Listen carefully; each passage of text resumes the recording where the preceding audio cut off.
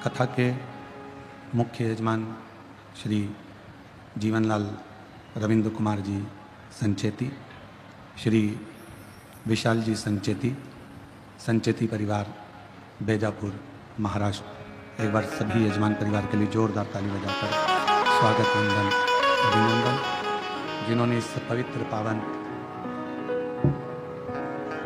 शिव कथा को अपने आनंद के साथ में बेजापुर के सभी शिव भक्तों के लिए आयोजित किया। कथा मंडप में ही विराजमान सभी संत साधु, गुरुजन, तपस्वी जन, ब्राह्मण जन, साधक, उपासक जो इस पवित्र कथा का लाभ ले रहे हैं और अपने जीवन को धन्य बना रहे हैं। और तेरी कृपा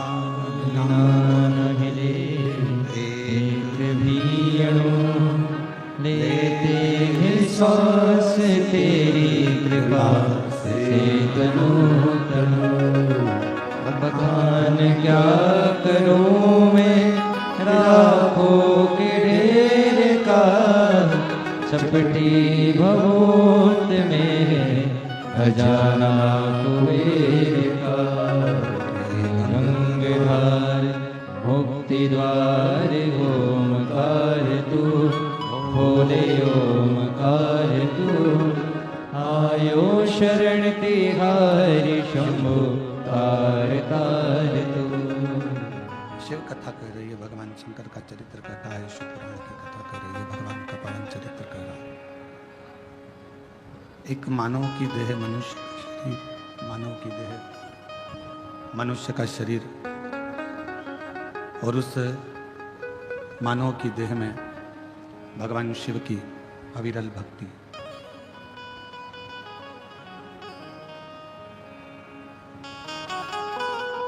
ऐसा नहीं कि मानव का शरीर नहीं मिलेगा या मानव की देह नहीं मिलेगी, फिर जन्म होगा, फिर मृत्यु होगी, फिर जन्म होगा, फिर मृत्यु होगी, और ये मानव की देह मिलती रहे।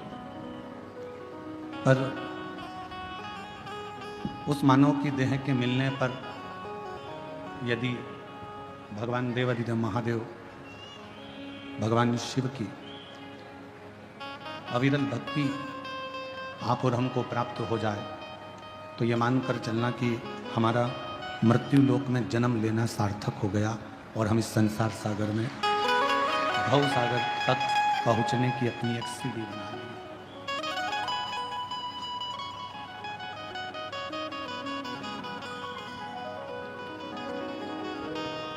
परमात्मा तक पहुंचने के लिए, भगवान तक पहुंचने के लिए भगवान की अविरल भक्ति एक सीढ़ी है।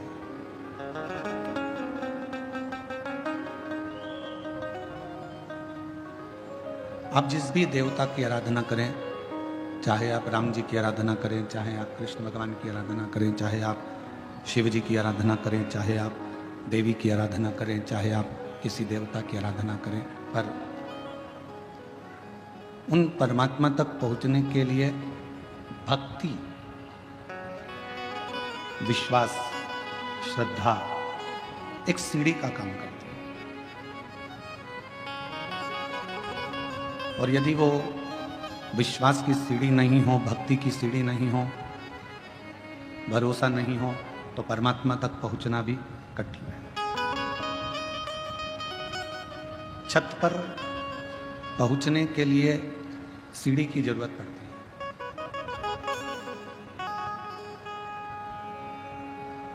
छत तक पहुंचने के लिए एक सीढ़ी की जरूरत पड़ेगी, पर परमात्मा तक पहुंचने के लिए सीढ़ी की नहीं, भगवान की अविरल भक्ति की जरूरत पड़ती है।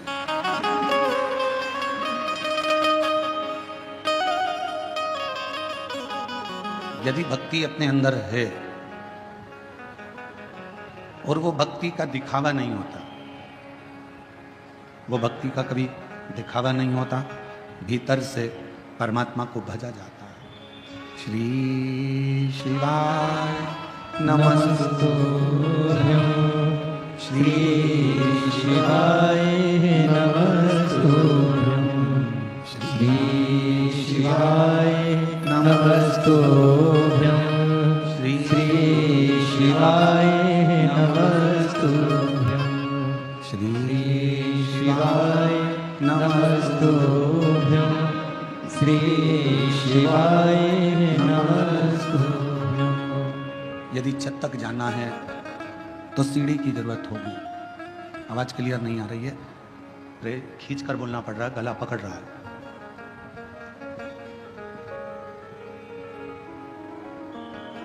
छत तक जाने के लिए केवल सीढ़ी ही चाहिए, पर अगर भगवान तक पहुंचना है, परमात्मा के चरणारविंद तक पहुंचना है, तो सीढ़ी की जरूरत नहीं, भक्ति की जरूरत पड़ेगी। और वो भक्ति क्या?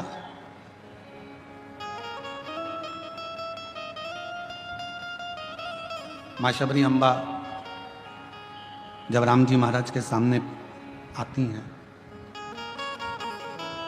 तो मेरे राम जी भी शबरी अम्बा को नवदा भक्ति का ज्ञान देते हैं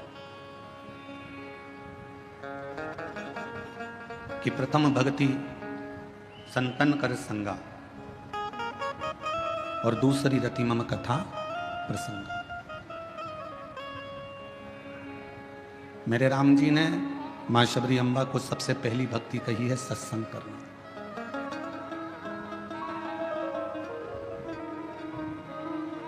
कहां द्वारका के राजा भगवान कृष्ण और कहां विदर्भ देश की महारानी राजकुमारी रुक्मणी।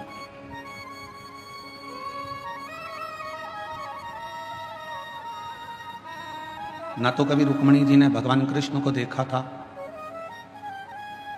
ना कभी रुक्मणी जी भगवान कृष्ण से मिली थी, ना कभी रुक्मणी जी ने भगवान कृष्ण से मुलाकात की थी, ना रुक्मणी जी ने भगवान कृष्ण का चेहरा देखा था, ना रुक्मणी जी ने भगवान कृष्ण से कभी बात की थी, ना कभी मिलना हुआ, ना कभी देखना हुआ, ना कभी मुलाकात हुई। फिर रुक्मणी जी के दिल में, रुक्मणी जी के हृदय में भगवान श्री कृष्ण के प्रति भाव कैसे जागे?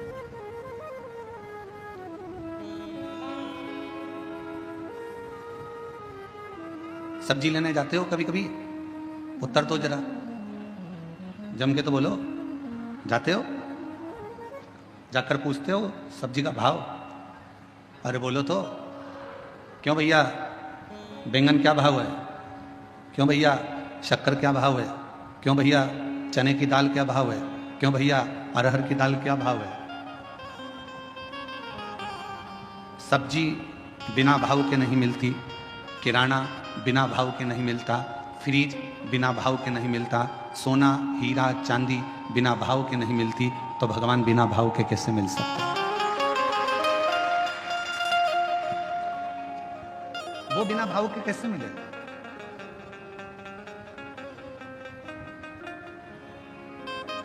रुक्मणी जी ने भगवान को कभी नहीं देखा था, रुक्मणी जी ने भगवान कृष्ण का दर्शन भी नहीं किया।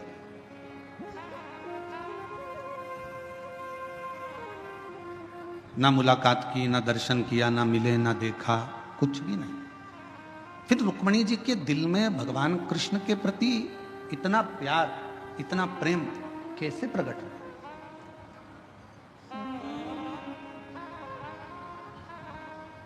वो प्रेम प्रकट होने का कारण क्या था? तो शिव महापुराण की कथा कहती है कि रुक्मणी जी ने सत्संग किया था। प्रथम भक्ति संतन कर संगा और दूसरी रति मम कथा प्रसंगा। रुक्मणी जी ने क्या करा? अपने पिता भीष्म की गोद में आकर बैठ जाती थी। कोई आता था, आकर कहता था कि भगवान द्वारकानाथ ने पूतना को पछाड़ दिया, तृणावत को मार दिया, अघासुर को मार दिया, बकासुर को मार दिया। भगवान कृष्ण ने गोवर्धन पर्वत अपनी उंगली पर उठा लिया। भगवान कृष्ण ने अनेक अनेक प्रसंग, कोई आता और भगवान कृष्ण के प्रसंगों को सुनाता जाता। जब भगवान कृष्ण के प्रसंग रुक्मणी जी सुनती रही तो अंदर एक प्रेम का भाव जागृत हुआ, एक प्रेम प्रकट हो गया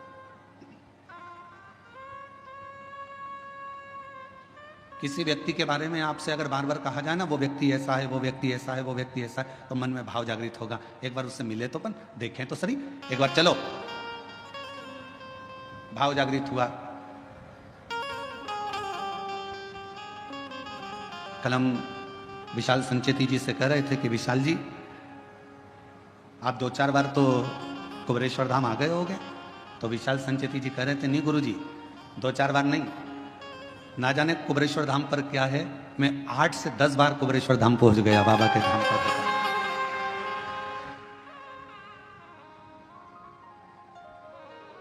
हम सुनते रहे।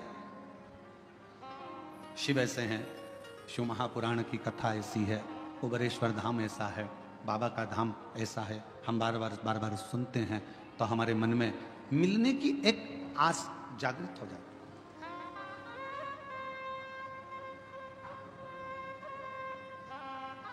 लड़का लड़की से शादी करने को तैयार नहीं था। लड़के ने सोचा था अभी मैं पढ़ाई करूंगा, अभी शादी वादी नहीं करूंगा। पर लड़के की बहन ने, लड़के की माँ ने, लड़के के रिश्तेदारों ने लड़की की खूबियां बताना प्रारंभ करी। इतनी बढ़िया है, ऐसी है, इतनी जोरदार, लंबे लंबे बाल हैं, बड़े बड़े आंख है, उसके सिर पर बिंदी अच्छी लगती है, पढ़ी लिखी है, उसने ये एजुकेशन करा है, ये कोचिंग करी है, ये जानती है, सिलाई जानती है, कढ़ाई जानती है, बनाई जानती, सब जानती है, उसको सब आता है। तो लड़के के मन में आया जब इतनी तारीफ कर रहे हैं तो एक बार जरा मिलने में जाता क्या है, मिले तो सर। जब लड़की से मिलना हुआ उसने देखा कि जो घर के लोगों ने कहा था बिल्कुल वैसा ही है, पढ़ी लिखी भी है, मेरे लायक भी है, तो लड़के ने हाँ भर दिया। लड़की से कहा गया तू एक बार मिल तो सही, लड़का ऐसा है वैसा है, ये है वो है, तो उसने कहा मिलते हैं।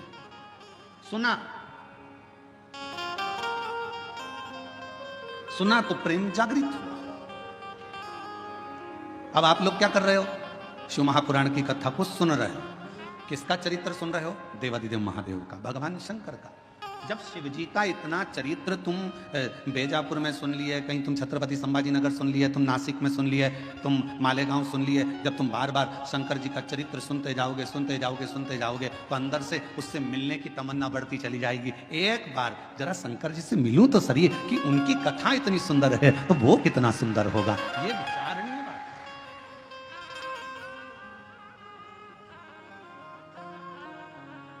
हमारे दीनानाथ जी एक लाइन गाते हैं, तेरी प्रतिमा इतनी सुंदर तू कितना सुंदर।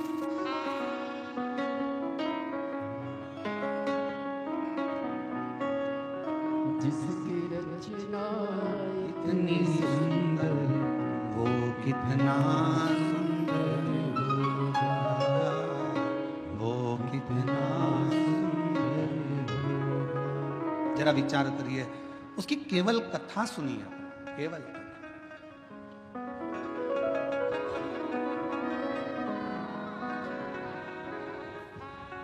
रुक्मणी जी ने केवल भगवान कृष्ण के विषय में सुना था और फिर रुक्मणी जी का विवाह शिशुपाल के साथ जब पक्का किया तो रुक्मणी जी ने पत्र लिख दिया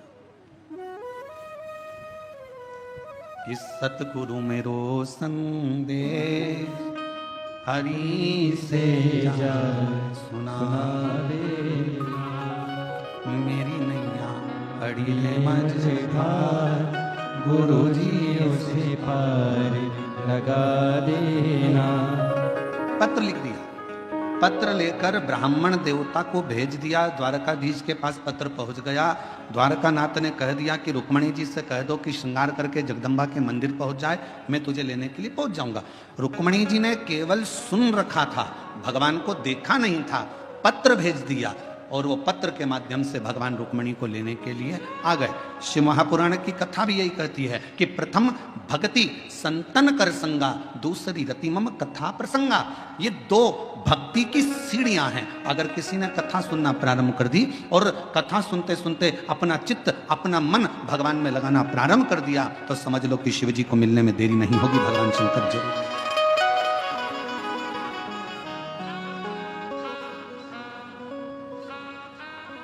और शंभु शरण पड़ी मांगो घड़ी रे घड़ी, दुख आटो दया करी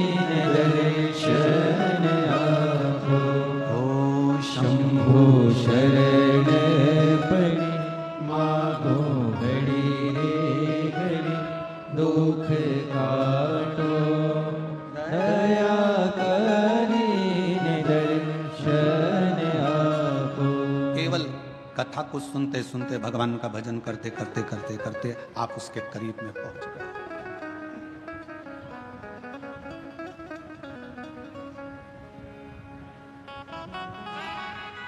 सीढ़ी का काम है छत तक पहुंचाना।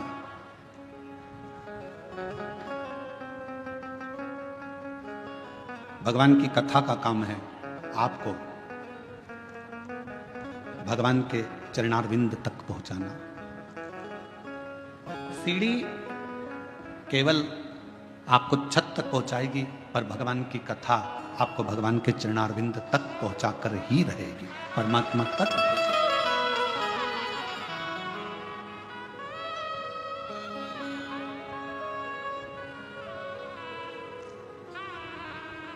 जब हम संत ज्ञानेश्वर माउली जी के यहाँ कथा करने के लिए बीड़ में आए, तो आप में से कई लोग आए होंगे बीड़ में कथा में भी। तो संत ज्ञानेश्वर माउली जी के यहाँ कथा में जब बीड़ में पहुंचे तो वहां पर एक बच्चे ने एक प्रश्न किया, और वो वहीं बीड़ का रहने वाला था। सोनी जी के कोई परिचित थे बीड़ वाले, उनके परिचित में था। उसने कहा, गुरुजी आपके कितने दोस्त हैं, आपके कितने मित्र हैं? हमने पूछा, पहले तुम बताओ कि तुम्हारे कितने मित्र हैं। तो कहा, गुरुजी हमारे तो बचपन के 4-6 हैं, और इसके बाद हमारे कॉलेज के भी 2-4 हैं। अब कल हमारे वो विशाल जी के बेटे अर्नव जी भी, वो भी अपनी मित्रों की मंडली को लाए थे। तो हमने उनसे भी, वो कह रहे थे कि हमारे मित्र आपसे मिलना चाहते हैं गुरुजी। तो हमने पूछा, तुम्हारे कितने मित्र हैं? तो कहा है कभी 8 रहते हैं, कभी 6 रहते हैं। हमने कहा घटते बढ़ते कैसे रहते? तो कि 2-1 बाहर चले जाते हैं तो 6 हो जाते हैं, और वापिस आ जाते हैं तो 8 हो जाते हैं। हमने अब बीड़ में संत ज्ञानेश्वर माउली जी के यहाँ जब कथा करने के लिए पहुंचे, बीड़ में महादेव महाराज जब कथा कराए, तो वहां पर एक प्रश्न बीड़ के एक बच्चे ने पूछा कि आपके मित्र कितने, आपके दोस्त कितने? हम उस समय पर थोड़ा जल्दी में थे, आखिरी दिन की कथा थी। अब आखिरी दिन की कथा तो आपको मालूम ही है कि कल की कथा तो यही टाइम पे होगी। कल क्योंकि कथा की क्या है, शिवरात्रि है कथा की, और परसों के दिन सुबह 8 बजे से 11 बजे तक कथा हो जाएगी। 11 बजे के बाद जाने की तैयारी हो जाती है, तो इतना समय रहता नहीं, हम उत्तर नहीं दे पाए। तो बेटा अगर कथा सुन रहा हो तो हम कहेंगे, उसने प्रश्न किया कि आपके कितने मित्र हैं, आपके कितने दोस्त हैं? तो मैं उससे कहना चाहूंगा, शरीर के और धन के ढेरों दोस्त हो सकते हैं, पर मन का तो केवल एक शिव ही दोस्त है। इस मन का, तुम्हारे पास में धन बढ़ता जाएगा तो आपके दोस्त बढ़ते चले जाएंगे, मित्र बढ़ते चले जाएंगे, सखा बढ़ते चले जाएंगे, रिश्तेदार बढ़ते चले जाएंगे, पहचान वाले बढ़ते चले जाएंगे। तन अच्छा है, शरीर में कोई रोग नहीं है, तो तुम्हारे दोस्त बढ़ते चले जाएंगे। शरीर में अगर एक भी रोग आ गया, तुम हॉस्पिटल में पड़ गए, और शरीर अगर बेकार होना चालू हो गया, धीरे धीरे दोस्त कम हो जाए। तन के और धन के दोस्त बहुत हो सकते हैं, पर मन का तो केवल एक ही दोस्त है, और वो देवाधिदेव महा मित्र।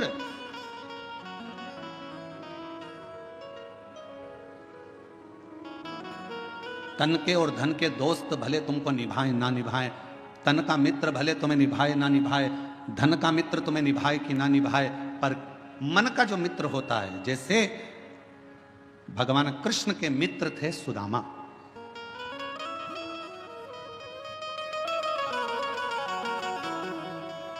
और सुदामा जी को निभाया भगवान कृष्ण ने। भगवान राम जी के मित्र थे निषाद राज, और निभाया भगवान राम ने। आप भी अपनी जिंदगी में एक मित्र शिव को बना लो, आप भी अपनी जिंदगी में एक मित्र देवाधिदेव महादेव को बना लो। और अगर शिव तुम्हारे मित्र बन गए तो ये निश्चित है कि तुम निभाओ कि ना निभाओ, पर मेरा देवाधिदेव महादेव तुमको निभाता जरूर। शंभु शरणे पड़े मांगो घड़ी रे घड़ी, दुख काटो दया करी दर्शन आपो। शंभु शरण पड़ी, मांगो घड़ी रे घड़ी, दुख काटो, दया करी दर्शन आपो। परमात्मा को अपना मित्र भी बना लो। कोई तो होना चाहिए जिससे आप अपने दिल की बात कर सको।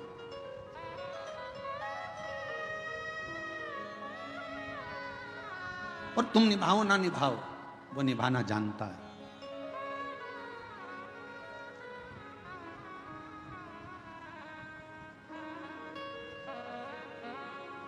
मनुष्य और भगवान में क्या अंतर है?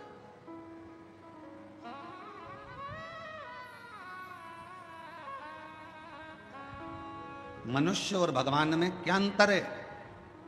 मानव में और परमात्मा में क्या अंतर है? शिव महापुराण की कथा कहती है मनुष्य और भगवान में एक सबसे बड़ा अंतर यह है कि भगवान गलती नहीं करता और मनुष्य गलती पर गलती करता ही रहता है। जिस मानव से, जिस मनुष्य से पृथ्वी पर जन्म लेने के बाद अगर गलती नहीं हो रही है तो समझ लेना कि वो मनुष्य ही नहीं है। मानव का शरीर गलती का पुतला होता है। इसमें थोड़ी थोड़ी गलतियां तो जीवन में मानव के शरीर में होती ही रहती है। सास बहू को चिल्ला कर कह दे तूने फिर गलती कर दी, बहू को कह देना चाहिए मम्मी मनुष्य होना, इंसान होना तो गलती तो होगी। और आप अगर भगवान होना सासू जी तो माफ करना चालू कर दो। मैं इंसान हूं, आप भगवान हो, माफ कर दो।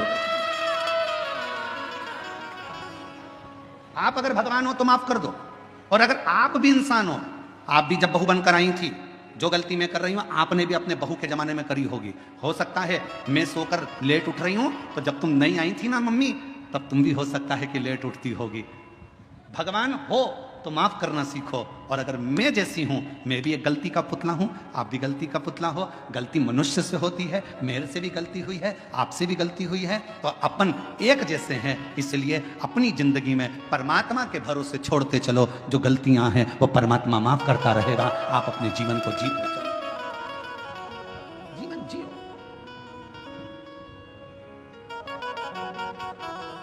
कोई तुमसे कह दे मैं गलती नहीं करता तो उसके पांव पड़ लेना, तुम तो भगवान हो जी, तुम तो भगवान हो।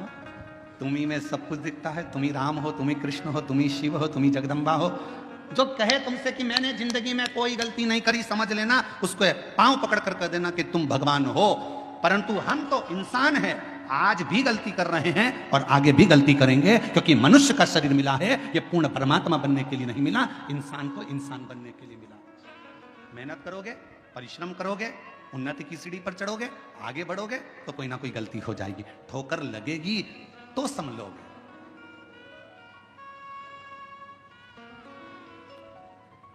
अच्छा बोलो री जीजियों, ओ बेजापुर वालियों, उत्तर देना। पहले दिन तुम कथा में आगे बैठने का रास्ता ढूंढ रही थी, बोलो सही है कि गलत है? दूसरे दिन तुम्हें रास्ता ढूंढने की जरूरत पड़ी क्या? तुमको मालूम था इधर से शॉर्टकट है, खेत में से निकल के उधर से कूद के इधर से आके इधर से भराना है और यहां जाके बैठ जाए, जगह क्लियर। और तुम्हें रास्ता याद था तो तुमने क्या करा, अपनी रिश्तेदार को, वो कह रही थी उधर से, तू चुप है, उससे पे पल्लू वल्लू लेके और तुम्हें पीछे पीछे पीछे पीछे चल चल, और उसको भी रास्ते पे। अरे कितनी गंदगी हो रही, कीचड़।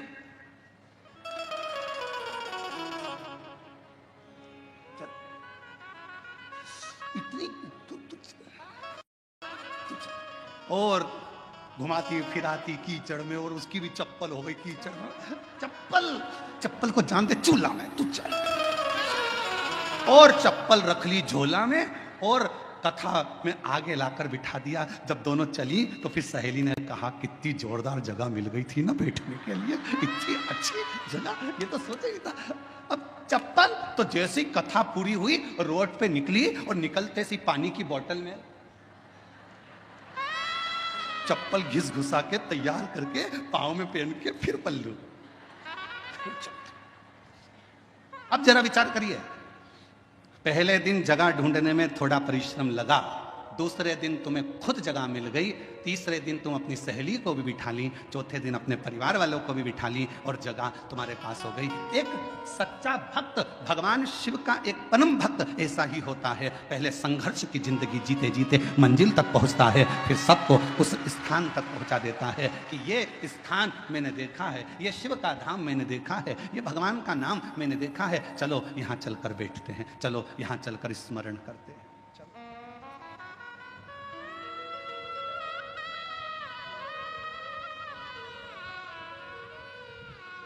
कथा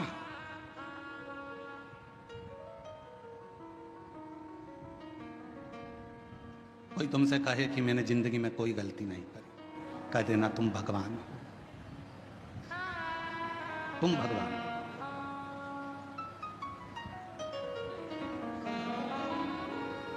और तुम गलती नहीं करे हो, तुम भगवान हो सकते हो, पर मैं तो इंसान हूं, मनुष्य।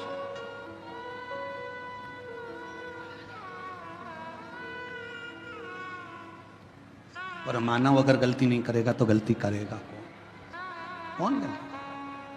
और कृपा की ना होती जो आदत तुम्हारी, तो सोनी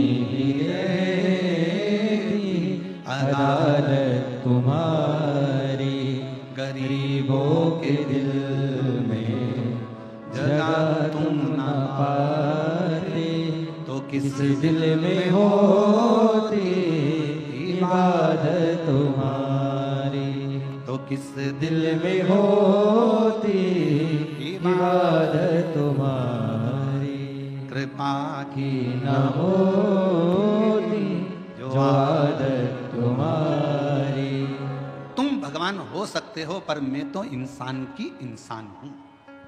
और फिर निवेदन है मेरी जीजियों, भगवान बनने की कोशिश भी मत करना और इंसान को भगवान बनने का प्रयास भी नहीं करना चाहिए। इंसान को इंसान रहना, इंसान को इंसान। आज के जमाने में बहुत, कलिकाल में बहुत आडंबर हो रहा है। लोग हर इंसान को भगवान बनाए जा रहे हैं और इंसान भगवान बन बन के बैठ जाता है। लोग कहते हैं वो भगवान जैसा, वो भगवान जैसा। नहीं, इंसान को इंसान रहने दो और भगवान को भगवान रहने दो। उसको भगवान रहने दो और तुम इंसान, भगवान मत बनना।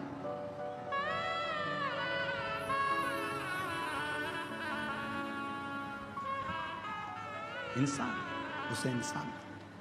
गलती हो रही है, एक बार होगी, दो बार होगी, धीरे धीरे संभलते जाओ, समझो। उसका काम है क्षमा करना और तुम्हारा काम है गलती करना। करो। गलती नहीं करोगे तो संभलोगे कैसे? एक पिता ने अपने बेटे से कहा, मैंने तुझे फैक्ट्री का काम सौंप दिया है, मैंने तुझे ऑफिस सौंप दिया है, मैंने तुझे पूरा काम सौंप दिया है। एक बात सुन लेना, घाटा नहीं लगना चाहिए। मैंने तुझे समझा दिया, पहले पूरा काम तुझे सौंप दिया है, पूरी फैक्ट्री तुझे सौंप दी है, पूरा व्यापार तुझे सौंप दिया है, घाटा नहीं लगना चाहिए। और बेटे ने काम करना चालू करा। काम करते करते उसकी कहीं बाहर देश में पहचान बढ़ गई। उसने अपना माल पूरा विदेश में बेच दिया, बेचा और विदेश में माल अटक गया, अटका, पैसा अटक गया। मालूम पड़ा वो लड़का कर्जे में डूब गया। बाप ने कहा, मैंने पूरी फैक्ट्री तुझे दे दी थी, मैंने पूरी कंपनी तुझे दे दी थी, मैंने तुझे पूरा ऑफिस दे दिया था और तूने कर्जे में लाकर छोड़ दिया, तूने कर्जे में लाकर डुबो दिया। बेटा कहता है, पापा गलती हुई है, सुधारूंगा, थोड़ा समय। अब पिता को चाहिए कि बेटे को बल दे, कोई बात नहीं, हो गई, मेहनत करना, फिर मेहनत करना, धीरे धीरे बढ़ना, हो सकता है फिर उन्नति की सीढ़ी पर चढ़ जाए। गलती बेटे के सामने हुई, बेटे ने फिर मेहनत करी। मेहनत करते करते बेटा जितना माल गया था उससे 1000 गुने माल का फिर मालिक बनकर बैठ गया, फिर बैठा। और अब वो बेटा गलती नहीं करता। क्यों?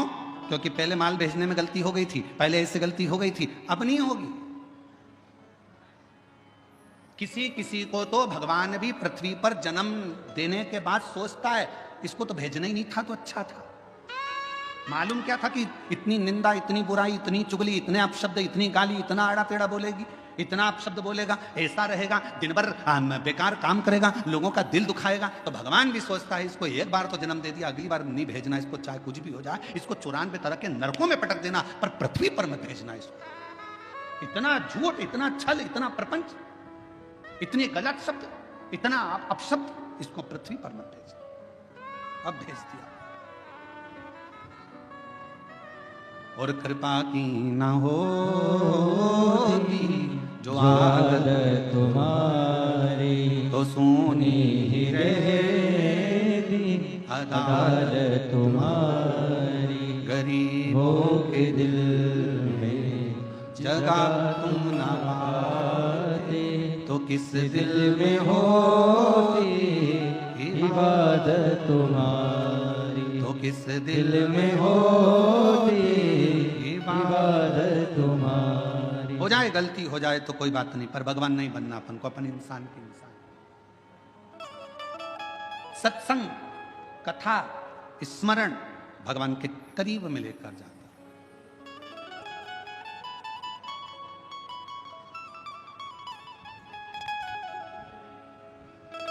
और ले गया। भागीरथ जी ने 60,000 काकाओं के उद्धार के लिए गंगा को पृथ्वी पर लाने के लिए तप करा। भागीरथ गंगा पृथ्वी पर आती नहीं है। क्यों? क्योंकि मैं अगर पृथ्वी पर चली गई तो पाताल में चली जाऊंगी, गंगा को झेलने वाला, गंगा को संभालने वाला कोई कोई गंगा पृथ्वी पर नहीं आ रही।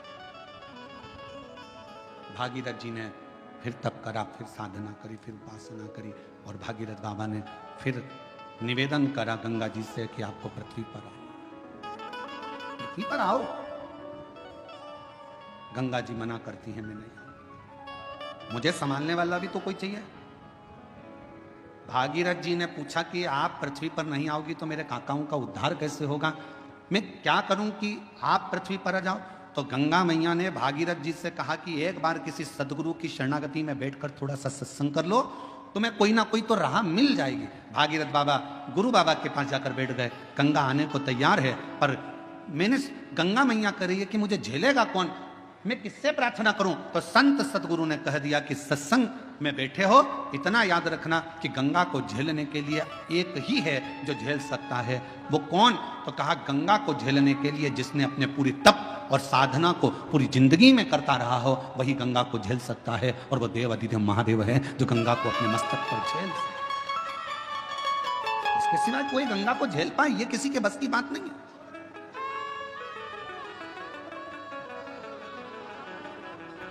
भागीरथ जी ने शिव जी की आराधना करी, बाबा भोलेनाथ जी से विनय करा।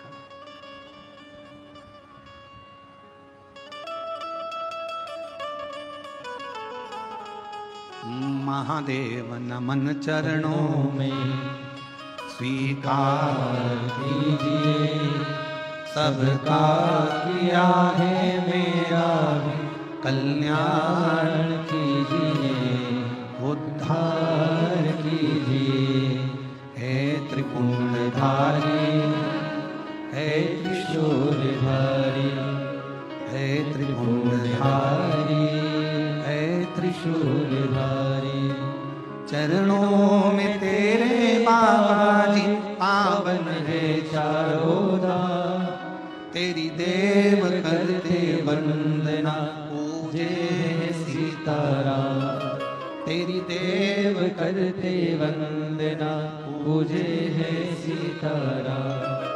हो जाए पूरी कामना, हो जाए पूरी कामना, उपकार कीजिए, सबका किया है मेरा है उद्धार कीजिए, कल्याण कीजिए। हे त्रिपुंडधारी, हे त्रिशूलधारी, हे त्रिपुंडधारी, हे त्रिशूलधारी। आप कुछ कृपा करो। भागीरथ जी ने भगवान शिव की आराधना करना प्रारंभ करी। शिव जी के लिए अखंड तप किया भागीरथ बाबा ने, ऐसी अखंड साधना करी कि भगवान शंकर का कैलाश धाम हिल जाए, पर शिव का कैलाश नहीं हिला। भागीरथ जी ने खूब तप करा, पर शंकर भगवान का कैलाश धाम नहीं हिल पाया, हिला ही नहीं।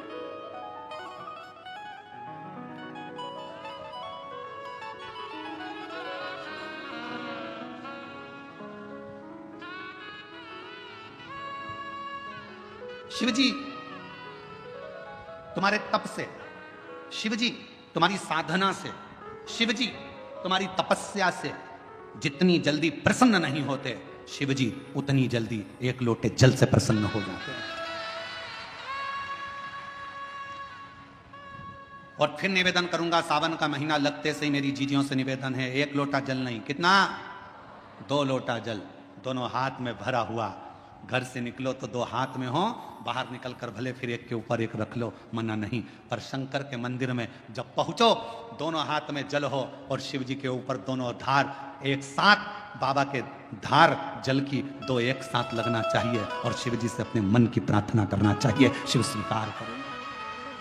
भागीरथ जी ने तप करा, शिव जी का कैलाश नहीं हिला, साधना करी, शिव जी का कैलाश नहीं हिला, तप साधना से शिव का धाम नहीं हिला, क्योंकि शिव तप से, शिव साधना से, शिव तपस्या से, शिव तुम्हारी साधना से जितनी जल्दी प्रसन्न नहीं होते, तप से जितनी जल्दी प्रसन्न नहीं होते, भगवान शंकर तुम्हारी साधना से जितनी जल्दी प्रसन्न नहीं होते, मेरा देव अधिदेव महादेव उतनी जल्दी एक लोटा जल से प्रसन्न हो जाता है। एक लोटा जल सारी समस्या का हल, जम के बोलो जरा, एक लोटा जल। ये भगवान शिव को प्रसन्न करने का सबसे सुंदर तरीका है। तुम शिव जी को चिरौंजी का भोग लगाओ ना लगाओ, खड़ी शक्कर लगाओ ना लगाओ, तुम शंकर भगवान को बेलपत्र चढ़ाओ ना चढ़ाओ, तुम शिव जी को कुछ दो चाहे ना दो, भगवान शंकर को तुम श्रीफल दो चाहे मत दो, पर शिव जी को केवल एक लोटा जल दे।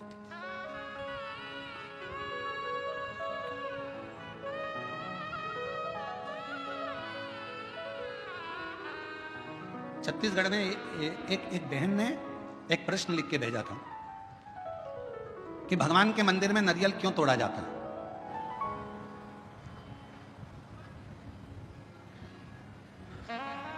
छत्तीसगढ़ का प्रश्न है, मुझे उम्मीद है महाराष्ट्र की जीजियां उत्तर दे देंगी। मेरे जीजा उन भी बोल सकते हैं, भगवान के मंदिर में नारियल क्यों तोड़ा जाता है। तो छत्तीसगढ़ के निकुंभ का यह प्रश्न था, क्यों तोड़ते हैं भगवान के मंदिर में नारियल, क्यों तोड़ा जाता है, क्यों तोड़ा जाता है। भाई कहा तो कहा भगवान को प्रसन्न करने के लिए, पर हमसे अगर हमारे हम अब इस जगह पर हम हमारे शिव पुराण की बात नहीं कर रहे हैं, हम हमारे दिल की बात कर रहे हैं, हमारे मन की बात कर रहे हैं। ये हम हमारे मन से कर रहे हैं कि जीजी ने पूछा कि भगवान के मंदिर में नारियल क्यों तोड़ा जाता है, तो शायद मेरा दिल कहता है कि भगवान भी कहते होंगे, तू मेरे मंदिर में नारियल तोड़ ले पर अपने घर को मत टूटने देना, तू मेरे मंदिर में नारियल तोड़ ले पर अपने राष्ट्र को मत टूटने देना, तू मेरे मंदिर में नारियल तोड़ ले पर अपने सनातन को मत टूटने देना, वो नारियल के रूप में स्वीकार। ये मेरा दिल कहता है।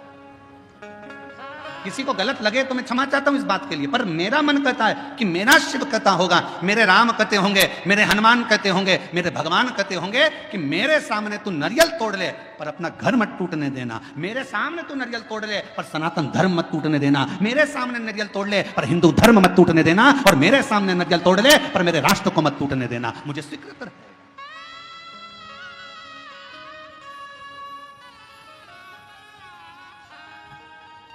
मुझे नारियल का टूटना स्वीकार है पर सनातन धर्म का टूटना स्वीकार नहीं है।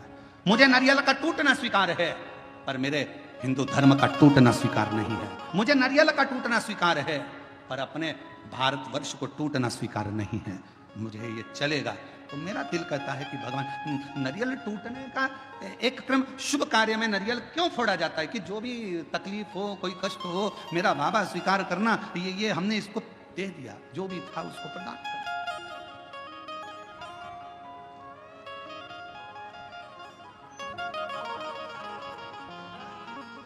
और इसीलिए शायद एक रहोगे तो सेफ रहोगे।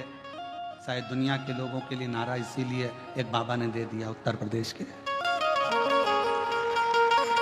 इसीलिए उत्तर प्रदेश के एक बाबा जी ने नारा दे दिया कि एक रहोगे तो सेफ रहना है तो एक रहना। पर अभी बहुत विचित्र, बहुत बड़ा एक चक्रव्यूह रचा जा रहा है समाजों को तोड़ने के लिए। एक बहुत बड़ा चक्रव्यूह रचा जा रहा है। हम ये समाज के हैं, हम वो समाज के हैं, ऐसा हो गया वैसा हो गया। मेरा तो हाथ जोड़कर निवेदन है, इन सब बातों को भूल जाओ। हम सनातनी हैं, हम हिंदू हैं, हम एक रहें, इससे बढ़कर मत टूटो। जरा से वोट बैंक के चक्कर में समाजों में ना टूटा जाए। हमें मनु और शत्रुपा, शिव महापुराण की कथा, विष्णु पुराण की कथा, अग्नि पुराण की कथा, नर्मदा पुराण की कथा, लिंग पुराण की कथा, नारद पुराण की कथा, ब्रह्म विवर्त पुराण की कथा, बरहा पुराण की कथा, कुर्म पुराण की कथा, जितनी भी कथा निकालोगे सारी कथा में एक चरित्र आएगा।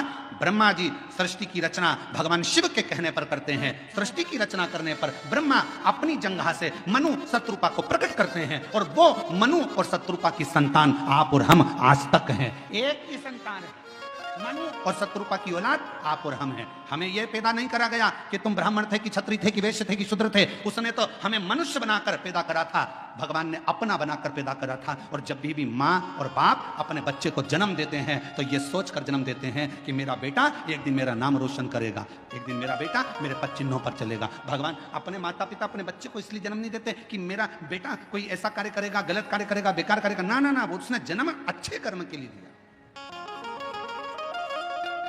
श्रेष्ठ कर्म के लिए। पर दुनिया के लोग हो सकता है थोड़ा मीठा बोलकर थोड़ा अभी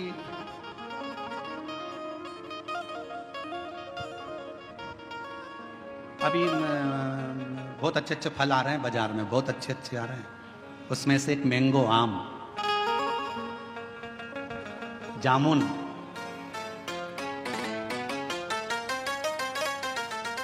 केला, पपीता, बहुत अच्छे अच्छे फल आ रहे हैं। जाम, अमरूद, बहुत अच्छे फल। फल वाले के पास जाकर फल खरीदिए। फल भी हमको प्रेरणा देते हैं, फल हमको ज्ञान देते हैं। थोड़ा खट्टा फल होगा ना, अच्छा है, ले लो। ज्यादा मीठे के चक्कर में पड़ोगे ना, मीठा तो रहेगा पर फल के अंदर कीड़ा पड़ा रहेगा। फल मीठा है पर जितना मीठा फल होता है उतना अंदर से सड़ा होता है। जितना मीठा फल होता है उतना अंदर में कीड़ा होता है। इसलिए ज्यादा मीठा बोलने वालों से सावधान रहना। ये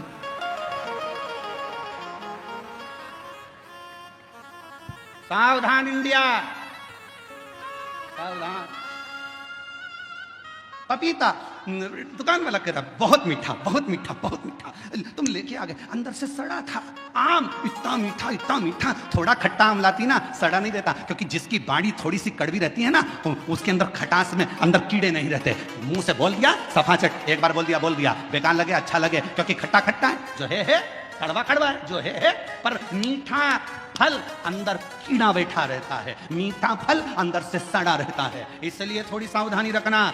दुनिया के लोग कहें बहुत मिलेंगे आपको, बहुत आते रहेंगे लोग बाग, तुम्हारे से बहुत मीठी मीठी बातें करेंगे, बहुत मीठा बोलेंगे और बाद में तुमसे कहेंगे क्यों थोड़ा मीठा। तुम देखना जिसको पैसे की जरूरत होती है कितना मीठा बोलता है, जी जी, जीजा जी, जीजा जी। और पैसा लेके चले गया 5-10 हजार, उसके बाद तुम मांगने जाओ तब खा के भग रहे हैं, लौटा देंगे। व्यर्थ की बात नहीं करना, रिश्तेदारी में फालतू की फूट मत डालो। हम आएंगे देंगे, मना नहीं कर रहे। अरे मिठास में कीड़ा हो सकता है,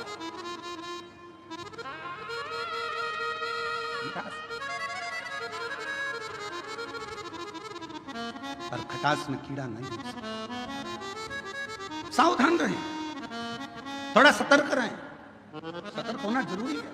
मेरे शंकर भगवान की कथा कहती है शिवजी का कैलाश धाम नहीं हिला, बहुत तप करा, भागीरथ जी ने साधना करी, तप करा, पर भगवान शंकर का कैलाश नहीं हिला, क्योंकि उनने तप करा था। अगर तप की जगह पर एक लोटा जल लेकर पार्थिव लिंग का निर्माण कर शिव जी को जल चढ़ा देते, मेरा शंकर सामने प्रकट हो जाता। और आखिरी में भागीरथ जी ने देखा शिव जी प्रकट नहीं होते, तब भागीरथ बाबा ने वही किया जो आप करते हैं। एक लोटा जल मेरे भागीरथ बाबा ने शिव को हृदय का जल चढ़ाना प्रारंभ करा, तो शिव सामने आकर प्रकट हो गए। मांग तुझे क्या चाहिए भागीरथ, बोल तुझे क्या दूं, क्या दूं? तो भागीरथ बाबा ने कहा प्रभु बस गंगा जी पृथ्वी पर आना चाहती हैं, पृथ्वी पर आएंगी तो पाताल में चली जाएंगी, आप कृपा करो कि ये गंगा को अपने जटा में झेल। शिव जी ने कहा जटा में? हाँ। कितने चतुर थे भागीरथ जी, उन्होंने गंगा जी को हाथ में झेलने का नहीं बोला, उन्होंने गंगा जी को हृदय में झेलने का नहीं बोला, उन्होंने गंगा जी को सिर पर झेलने का, जटाओं में झेलने का बोला। क्यों? क्योंकि भागीरथ बाबा जानते थे हृदय में शिव के माँ गौरा विराजमान है, हाथों में शिव के शिव भक्तों की डोर थमी हुई है। सिर पर अगर गंगा बैठ गई तो शिव भक्तों का भी कल्याण करेगी और जगत का भी कल्याण करेगी।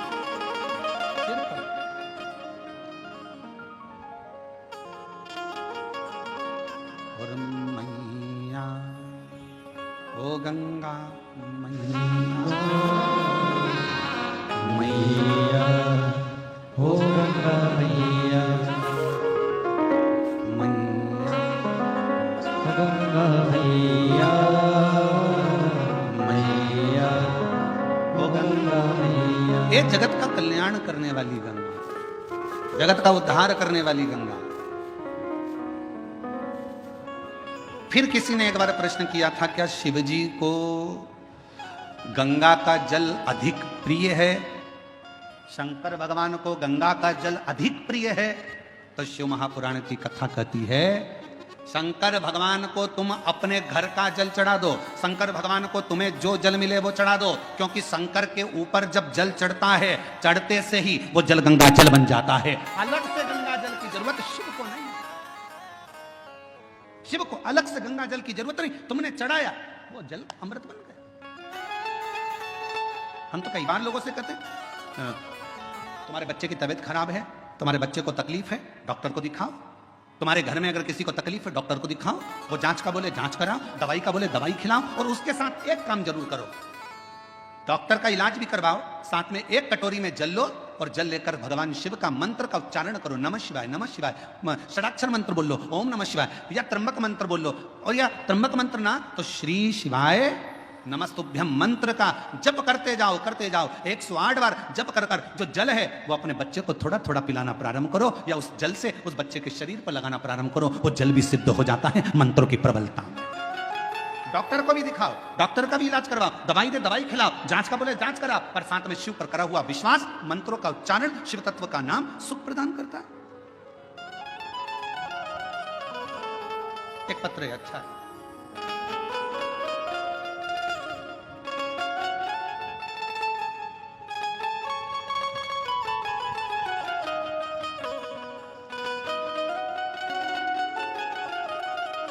दिव्या गुलाब सिंह राजपूत, जन्म दिनांक 22/7/2008, मुकाम पोस्ट जय सिंह नगर, महाराणा प्रताप, तालुका गंगापुर, जिला छत्रपति संभाजी नगर। मोबाइल नंबर ये है। कहीं बैठी हो आप ही हैं? बच्ची आई है साथ? आ जाओ, ले आओ। मैं दिव्या राजपूत, बाबा की कृपा से मेरी जन्मजात एक बीमारी है किडनी की। मेरी एक किडनी पूरी बेकार है और दूसरी किडनी मेरी 20% काम कर रही है। डॉक्टर ने कहा था कि सिर्फ 2 साल तक जीवित रह सकती है, पर शिवजी पे भरोसा कर कर आज तक जीवित हूं। ये मेरे शंकर की करुणा है, मेरे शिव की। गुरुदेव, पहली किडनी तो थी नहीं, दूसरी भी 20% ही बची थी, तो डॉक्टर ने मुझे 2 साल दिए थे कि अब तुम 2 साल से ज़्यादा नहीं रहो, पर बाबा की कृपा से मैं जीवित हूँ, अच्छी हूँ। गुरुदेव, मैं हर जगह कथा में पहुंची। गुरुदेव, कथा में आने का मेरा केवल एक ही काम था, क्योंकि मुझे डॉक्टर ने डायलिसिस पर डाल दिया था और डॉक्टर ने कह दिया था कि डायलिसिस चलेंगे। अब मन करता था कि डायलिसिस की जिंदगी क्या जिंदगी। तब किसी ने कहा कि अगर पंडाल में बैठकर शिव महापुराण की कथा सुनी जाए, शिव जी को एक लोटा जल चढ़ाया जाए, तो उसका फल जरूर मिलता है। और बाबा की ऐसी कृपा हुई, मैंने नागपुर, सीहोर, छत्रपति संभाजी नगर में कथा को सुना और बेजापुर पंडाल में भी कथा सुनने के लिए आई हूं। बाबा, डायलिसिस की बात आई, कथा सुनने के बाद शिव जी पे जल चढ़ाकर बेलपत्र लेने के बाद फिर मैं वापिस डॉक्टर साहब के पास डायलिसिस की जांच के लिए पहुंची, तो डॉक्टर ने कह दिया तुम्हारी रिपोर्ट पूरी नॉर्मल आ गई है, अब तुम्हें डायलिसिस की जरूरत नहीं है। पत्र को आप लोग देख सकते हो, पूरी रिपोर्ट नॉर्मल आ गई है, अब तुम्हें डायलिसिस की जरूरत नहीं है। मैं बाबा को यहाँ प्रणाम करने के लिए आया, मैं बाबा को नमन करने के लिए।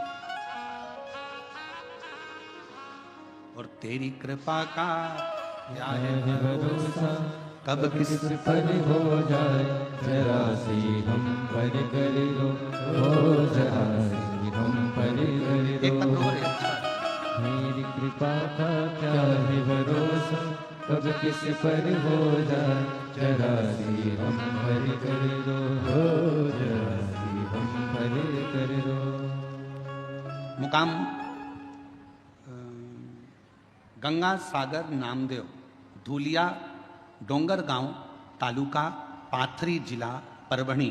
डोंगर गांव में हम रहते थे और डोंगर गांव में रहते रहते हमारे को बच्चे तो हुए पर बच्चे शांत हो गए, जीवित नहीं रहे। गुरुदेव, हम वहाँ रहने के बाद में डॉक्टरों से इलाज करवाते रहे। 10 साल तक जालना में ट्रीटमेंट चालू रखा, पर उसमें भी कोई सफलता नहीं रखी। 10 साल निकल गए, 12 साल निकल गए, ऐसे वर्ष निकलते चले गए। गुरुदेव, तो भी औलाद का सुख नहीं आया। फिर किसी ने कहा कि एक बार पंडाल में जाकर कथा सुनो। हम पंडाल में जाकर बाबा को कथा सुनने प्रारंभ करा, बाबा से विनय करी, वहाँ की मिट्टी को अपने गर्भ से लगाया और बाबा से झोली पसार कर संतान का सुख मांगा। पशुपति व्रत 2 बार करे, सफेद आंकड़े की जड़ का प्रयोग 2 बार करा और बाबा ऐसी कृपा शिव जी ने कर दी कि मेरा गर्भ ठहर गया। गर्भ ठहरा तो बाद में मालूम पड़ा कि मेरे गर्भ में 1 नहीं 2 बच्चे हैं। और बाबा की कृपा से गर्भ में 2 बच्चे, जानकर समय बीता, बच्चे ने जन्म लिया, पर एक बच्चे की स्वास्थ्य ज्यादा खराब रहा, तो भी पूर्ण भरोसा शिव जी पर था और बाबा की कृपा से आज मेरा दूसरा बच्चा भी स्वस्थ है। 11 अगस्त 2023 को हमारे यहाँ पर बाबा की कृपा से दोनों बच्चों ने जन्म लिया। शिव जी की कृपा से दोनों बच्चे स्वस्थ हैं। दोनों का फोटो लगा रही हूँ, फोटो आप लोग देख सकते हो। और अगर बच्चे आए हों तो उनको लेकर बेलपत्र लेने के लिए आ सकते हैं। तेरी कृपा का भरोसा, कब किस पर हो जाए, जरा सी हम पर कर दो, जरा सी हम पर कर दो। जिस पर भी हो गई तेरी करुणा कृपा, वो भव पार हुआ, भव पार हुआ। पापी हो चाहे जितना, उसका भी बाबा उद्धार हुआ, उद्धार हुआ। विधि अजामिल गण का जैसे, तेरे मन को भाई, जरा से हम पर कर दो, जरा से हम पर कर दो।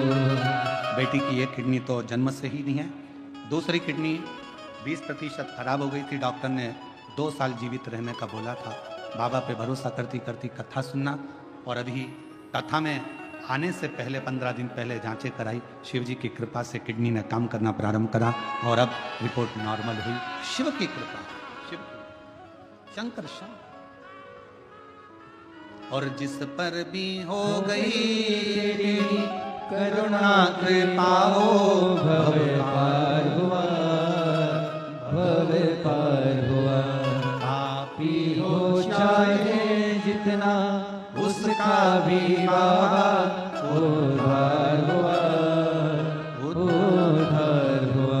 गिद्ध अजामिल गणिका जैसे, तेरे मन को भाई, जरा सी हम पर कर दो, जरा सी हम पर कर दो। तेरी कृपा का क्या ही भरोसा कब किस पर हो जाए, जरा सी हम पर कर दो। निवेदन करेंगे, दुनिया की दृष्टि में ये केवल शिव महापुराण की कथा है, पर कोई हमसे पूछे क्यों गुरुजी ये शिव पुराण की कथा है, हम कहेंगे ये केवल कथा नहीं है, बेटा और बेटी अपने बाप से बात कर ले शंकर भगवान से, ये वो शिव तत्व की आनंद है।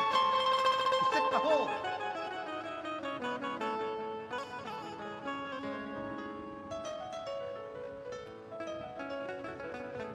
आज कथा का 5वां दिन है, कल कथा 6ठे दिन की।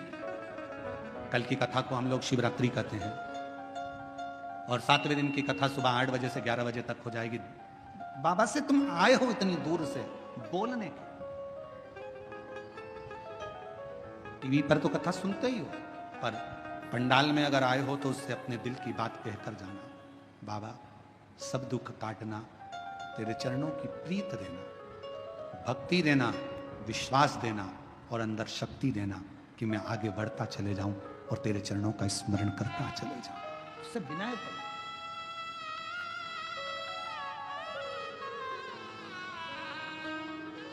उससे विनय करो, निवेदन करो, सुने। पार्वती मैया ने भगवान शिव जी से कहा,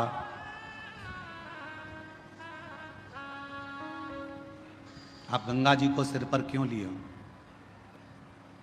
किस लिए? आप सबको मालूम होना चाहिए गंगा जी माता पार्वती जी की बड़ी बहन है।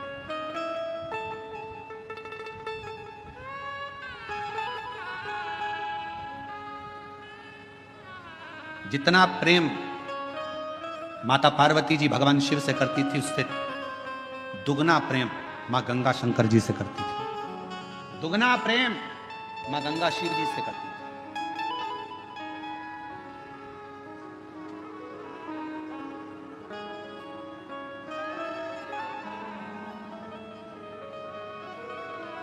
एक दिन पार्वती जी को मालूम पड़ा कि जितना स्नेह मैं करती हूँ, जितनी पूजन मैं करती हूँ, उतनी ही मेरी बड़ी बहन शिव जी से करती है, शिव जी की आराधना करती है, गंगा जी शंकर की पूजन करती है, उतनी। पार्वती जी की सहेली ने पार्वती जी से कहा कि गंगा जी तुम्हारी बड़ी बहन भी शंकर जी को पूजती हैं, पति बनाने के लिए बहुत प्रयास कर रही हैं और शिव जी को पति बनाना चाहती हैं, अनुष्ठान पर अनुष्ठान कर रही हैं, तप साधना कर रही हैं, गंगा जी बहुत पूजन पाठ कर रही हैं, स्मरण कर रही हैं। सहेलियों ने गंगा जी के लिए पार्वती जी के हृदय में कहा, तो पार्वती जी के हृदय में थोड़ी सी क्षुब्धता उत्पन्न हुई। पार्वती जी को लगा कि ये तो गंगा जी को नहीं करना चाहिए। तुम एक काम करो, कल अपन एक काम करते हैं, गंगा जी शिव जी से दूर हो जाए उसके लिए एक प्रयास करते हैं। और पार्वती जी की सहेली के कहने पर पार्वती जी की सहेली ने एक रचना रची और पार्वती जी की सहेली ने रचना रखकर कहा कि मैंने सुना है अगर कोई संत निकल कर जाते हैं और उनके ऊपर अगर पानी डाल दिया जाए, पानी का छींटा दे दिया जाए, तो संत प्रसन्न होकर वर दे देते हैं। गंगा जी ने कान लगाकर सुन लिया कि ऐसा करने से मुझे शिव मिल सकते हैं। सामने से दुर्वासा बाबा जाते हुए नजर आते, एक संत का जाना होता, गंगा जी का पानी का फेंकना होता और फेंकने पर जैसे ही जल फेंका, ऋषिवर को क्रोध आ गया और उन्होंने कह दिया, गंगा तूने एक संत का अपमान करा है, संत का अपमान।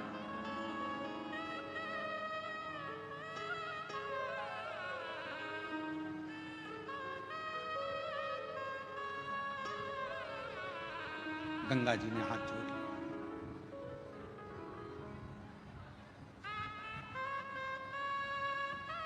चरणों में प्रणाम करती हूं, क्षमा करिए, क्षमा करिए, मैं विनय करती हूं, मुझे क्षमा करो। गंगा मैया ने क्षमा। समय आया, गंगा जी रोने लगी, आंखों से नीर बहने लगा। भगवान शिव ने जब पार्वती जी के सम्मुख में देखा, क्योंकि गंगा जी को क्रोध आ रहा था पार्वती जी पर कि पार्वती जी ने मुझे शिव जी से दूर करा, ये अपमान संतों का करवाया तो पार्वती ने करवाया, ये सोच लिया गंगा जी ने। तो गंगा जी बोली, पार्वती तूने मेरे साथ ऐसा करा, मैं तुझे श्राप देने को आतुर होती हूं, पर शिव जी ने रोका, पार्वती मेरी अर्धांगिनी बनेगी, इसको श्राप मत दो, गंगा रुको। गंगा ने कहा पर मैं भी तो आपको प्रेम करती हूं, मैं भी तो आपको स्नेह करती हूं, तो मैं भी तो चाहती हूं आपको। शिव जी कहे, गंगा तुम चिंता मत करो, मेरी जितनी संतान होगी ना गंगा, सब तुम्हारे ही जल से प्रकट होगी। और दुनिया भले अर्धांगिनी मेरी पार्वती होगी, पर गंगा पार्वती अगर मेरे हृदय में रहेगी ना, तो गंगा तू मेरे मस्तक पर विराजमान रहेगी। तो चिंता मत कर, तो चिंता ना कर। क्यों चिंता कर?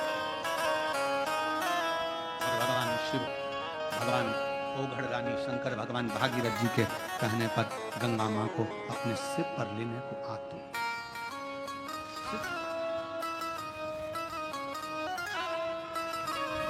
क्या नहीं देता? भागीरथ जी ने जो मांगा भागीरथ जी को दिया, लंकापति रावण ने जो मांगा वो लंकापति रावण को दिया।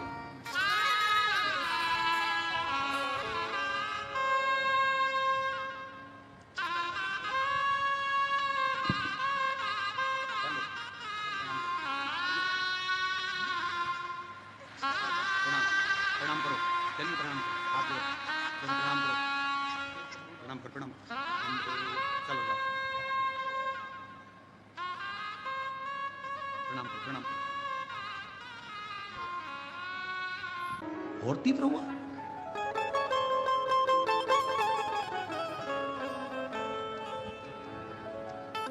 और गंगा जी का नाद एकदम जब तीव्र हुआ तो शिव जी ने फिर शीश को ऊपर करा और गंगा जी को देखा।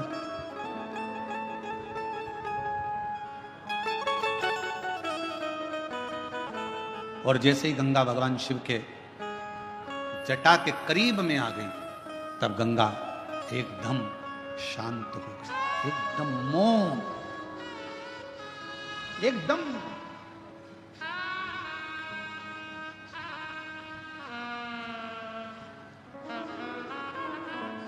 पूछा भागीरथ जी ने गंगा जी से कि तुम इतना कल कल कर कर बहकर आ रही थी, इतना तीव्र से तुम्हारी गर्जना हो रही थी, इतना तेज बहाव के साथ तुम चिल्लाती चिल्लाती गर्जना करती, भयंकर नाद करती करती आ रही थी, और शिवजी की जटा के करीब में आई और एकदम मौन हो गई।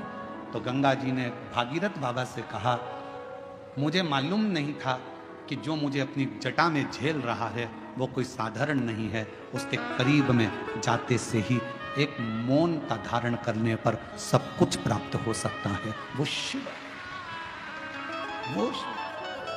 कर्पूर गौरम करुणावतारम संसार संसारसारम भुजगेन्द्रहारम सदावसंतं हृदयारविन्दे भवं भवानी सहितं नमामि। नमः शिवाय, ओम नमः शिवाय, नमः शिवाय, ओम शिवाय।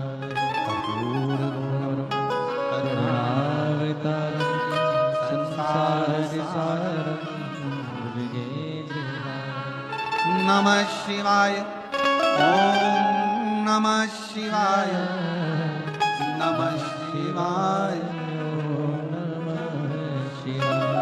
कर्पूर गौरम करुणावतारं संसारसारं भुजगेन्द्रहारं। मुझे क्या मालूम था कि यहाँ मौन रहने पर भी सब मिल सकता। शिव महापुराण की कथा कहती है, भगवान शंकर का चरित्र कहता है, बेलपत्र की छांव में शिव जी के शिवालय में, शमशान में 3 जगह पर अगर व्यक्ति मौन रहकर शिव को पुकारता है तो शंकर उसके ऊपर करुणा जरूर करते हैं। 3 जगह पर मौन हो जाओ।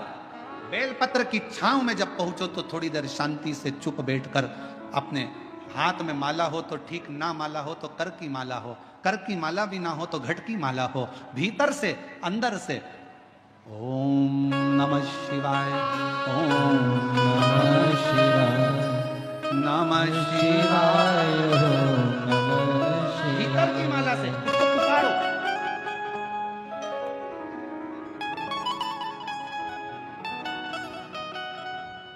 एक महिला बैठी है,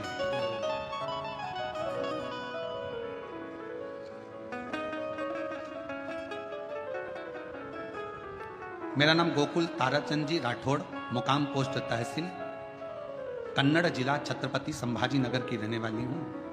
कोटि कोटि प्रणाम करती हूँ। मेरा मोबाइल नंबर ये है। मेरा एक ही बेटा था, उसका नाम दर्शन था। मेरा बेटा 18 साल का हो गया था, 12वीं क्लास में पढ़ रहा था, एग्जाम दे चुका था, पढ़ाई में उत्तम था। बुखार आ गया, बुखार आया, डेंगू हो गया। छत्रपति संभाजी नगर के हॉस्पिटल में बताया, बुखार आया, डेंगू हुआ और संभल नहीं पाया और मेरा 18 साल का लड़का मर गया। कहीं बेटी हो? गोकुल ताराचंद जी राठौड़, मुकाम पोस्ट तहसील कन्नड़, जिला छत्रपति संभाजी नगर, मोबाइल नंबर ये, तो आ सकते। बेटा शांत हो गया। शांत होने के सालों निकलते चले गए, मन स्थिर नहीं था, पागल जैसी हो गई थी, पति भी वैसा ही हो गया था। कौन सा? 50 साल की मेरी उम्र हो गई। तब मेरे पास में रामबान बापू कुलकर्णी जी रहते हैं। उन्होंने मुझसे कहा, आप ऐसी मौन होकर बैठी रहती हो, एक काम क्यों नहीं करती? वो सियोर वाला महाराज कथा कहता है, तुम टीवी पर क्यों नहीं सुनती? मेरा बेटा मर गया, सालों हो गए, 18 साल का तो वो चले गया और सालों उसके मरे हुए हो गए। क्या तुम दिल तो लगाओ शिव जी से, कथा तो सुनो। कथा सुनना प्रारंभ करा, फिर मन में आया कि सियोर वाला महाराज कहता है कि कथा जहां हो और तुम्हारे नजदीक में हो तो वहां के पंडाल में जाकर अगर कुछ मांगोगी तो मिलेगा जरूर। पति से जिद करी और पंडाल में चली गई, कथा सुनी, बाबा से प्रार्थना करी। वहां के एक पंडाल में नहीं, 5 पंडाल कथा सुनकर बाबा से एक ही प्रार्थना करती थी, मेरा बेटा चले गया, 50 साल की मेरी उम्र हो गई, कुछ कृपा करो। वहां की मिट्टी दुनिया के लोगों की दृष्टि में शिव पुराण कथा के पंडाल की केवल मिट्टी होगी, पर मैं जानती हूं वो मिट्टी नहीं, मेरे शिव के चरण की धूल होती है। बाबा के पंडाल की मिट्टी को पेट पर लगा लेती, 50 साल की उम्र, और बाबा से औलाद मांगती कि मेरा बेटा गया है, मुझे दे दे। और बाबा ने वो कृपा कर दी। आज मेरे बेटे को वापिस मेरे बाबा ने मुझे दे दिया और मेरा बाबा की कृपा से मेरे घर में बेटे का जन्म हुआ है। मैं बेटे को लेकर यहाँ आई हूँ प्रणाम करने के लिए। जो 18 साल का लड़का गया उसका भी फोटो लगा रही हूँ और जो दूसरा बेटा जन्मा उसका भी फोटो लगा रही हूँ। एलईडी पर दोनों के फोटो, आप पहले 18 साल का जो लड़का चले गया उसका फोटो देखें और फिर दूसरा फोटो जो बाबा ने 50 साल की आयु में बेटा दिया है उसका दर्शन करें, उस बेटे को जो 50 साल की आयु में।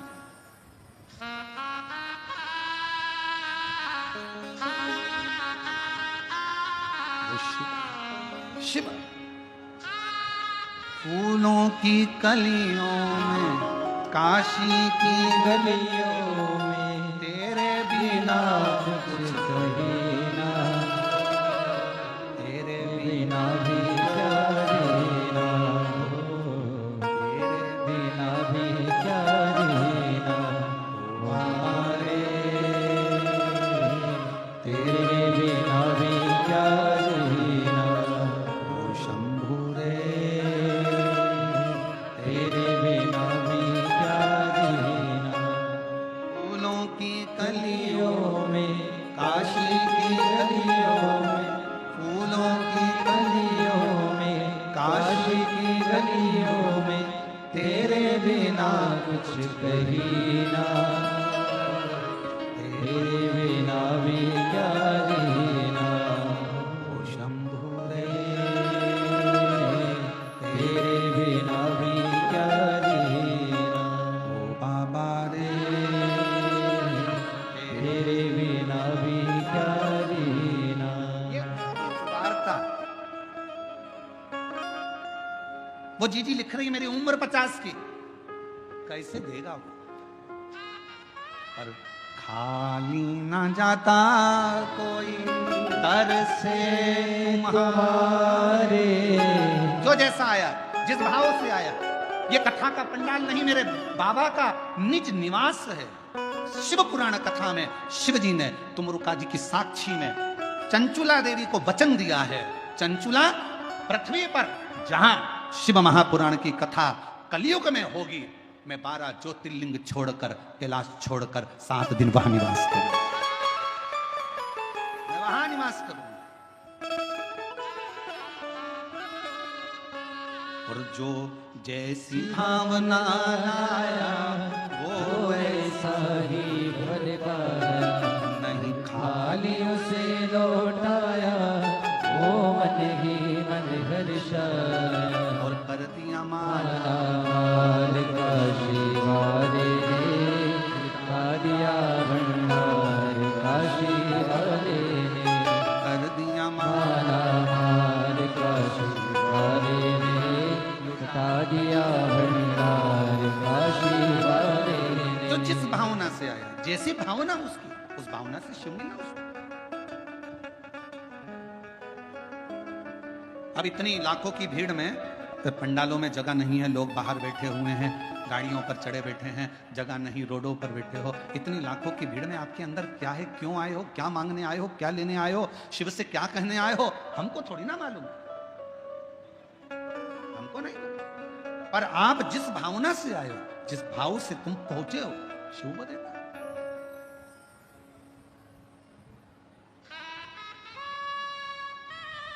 शिव वो प्रदान कर। 3 स्थान पर अगर मौन भी बैठे हो तो शिव देता है। पहला, बेलपत्र के वृक्ष की छांव में थोड़ी देर मौन होकर बैठकर उसको याद करो, स्मरण करो। दूसरा, शिवालय में, मेरे शंकर के मंदिर में जाकर थोड़ी देर मौन होकर बैठकर प्राप्त कर सकते। तीसरा, शमशान में अगर कोई मुर्दे को जलाने के लिए गए हो, शमशान तक पहुंचे हो, तो थोड़ी देर अगर वहां बैठने का मौका मिला है तो वहां बैठकर ठिठोली नहीं करना, हंसना नहीं, तेज बात नहीं करना, बहुत तेज चिल्लाना नहीं, मौन। मुर्दा जल रहा होगा, रिश्तेदार उसको जला रहे होंगे, तुम्हें मौका मिला है शंकर से 2 मिनट बैठकर मौन रहकर बात करने का। आज के जमाने में लोग शमशान में भी अगर जाकर बैठते हैं तो इतनी ठिठोली, इतनी बातें करते हैं, इतना हंसते हैं, कोई गुटखा खाता, कोई पानी पीता, कोई कुछ करता। आधे से ज्यादा एंजॉय तो लोग मसान में कर लेते हैं।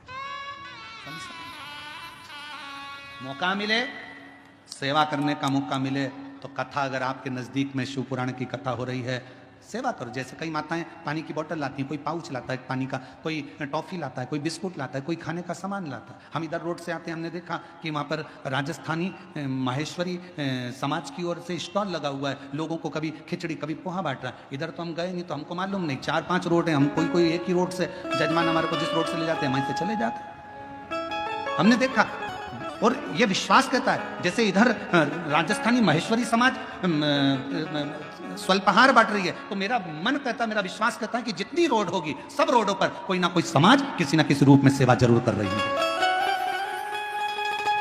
कहीं पे सेन समाज बैठी है तो वो कटिंग दाढ़ी फेरी कर रही है, कहीं पर कोई बैठा है, कहीं किसी रूप में बैठे हैं। मैं सारी समाजों को मैं हाथ जोड़कर नमन करता हूं आपके चरणों को कि इन पूरे भारत की भूमि पर अगर कहीं एकता देखना हो तो एक बार शिव महापुराण की कथा में आकर देखो, सारी समाज लगी है। विशाल संचेती जी तो इसको आगे कथा को लेकर आए, संचेती परिवार तो कथा लाया है, जीवन जी तो कथा लाए हैं, ये पूरा परिवार कथा को लेकर आया। संचेती परिवार, रविंद्र कुमार जी हुए, जीवन जी हुए, ये सब कथा को लेकर आए और इनकी मित्र मंडली और इनके सारे साथी इस कथा को लेकर आए हैं। और इस कथा को सबसे ज्यादा संभाल रहा है तो पूरा बेजापुर का एक बच्चा संभाल रहा है। प्रशासन, यहाँ के कलेक्टर महोदय, एसपी, आईजी, डीआईजी, कमिश्नर, यहाँ के एसडीएम, यहाँ के टीआई, यहाँ के तहसीलदार, यहाँ के एक मिनिस्टर, मंत्री, सांसद, विधायक, अध्यक्ष, उपाध्यक्ष, यहाँ के जो भी पदाधिकारी गण हैं वो इस पूरी व्यवस्था को संभालने में लगे हुए पूरी। और बेजापुर की यह कथा ऐसी लग रही है और हमने देखा संचेती परिवार को, हमने इस कथा में पहली कथा है जो हमारे को देखने को मिली कि संचेती परिवार ने यहाँ पर आकर ऐसा दर्शाया नहीं कि यह केवल हमारे परिवार की कथा है। बेजापुर की कथा ऐसी लगती है कि बच्चे बच्चे की कथा है, पूरे बेजापुर की कथा।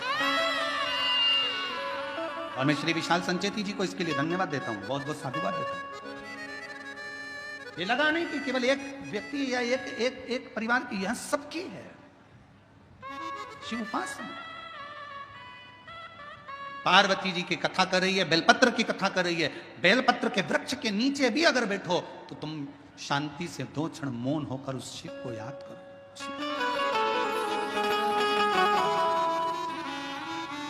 आप शंकर जी के मंदिर जा रहे हो तो उस शिव को याद करो। एक बहन ने अपना फोटो लगाया है कावड़ यात्रा का, सीहोर का।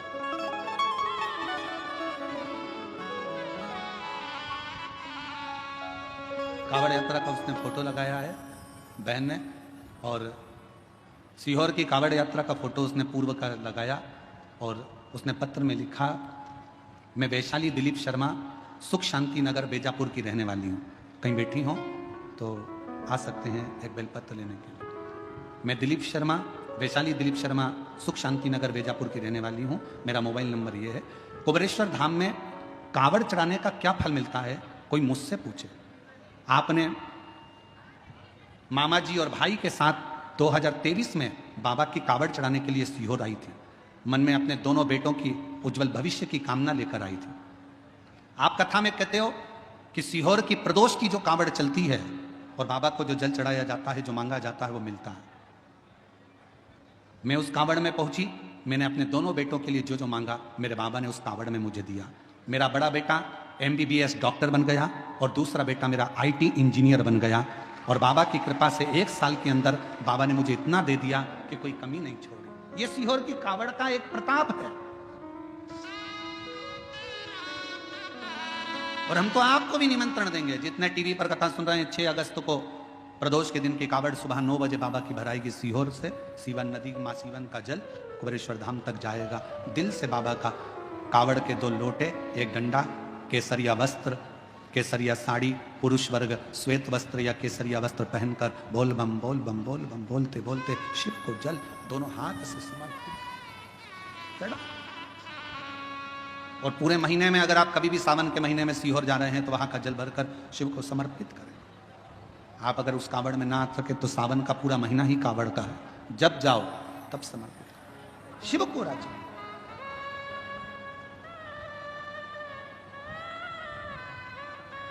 3 स्थान पर मौन बैठने पर भी कुछ मत मांगो तो भी शिव दे देता। कुछ मत मांगो। आप अगर वहां जाकर मौन होकर बैठ गए तो भी शंकर दे देते, तो भी शिव दे देते।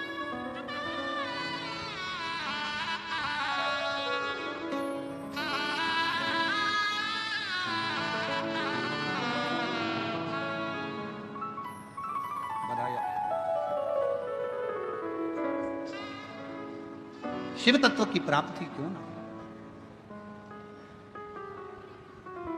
एक सुंदर सी कथा शिव महापुराण के अंतर्गत आती है।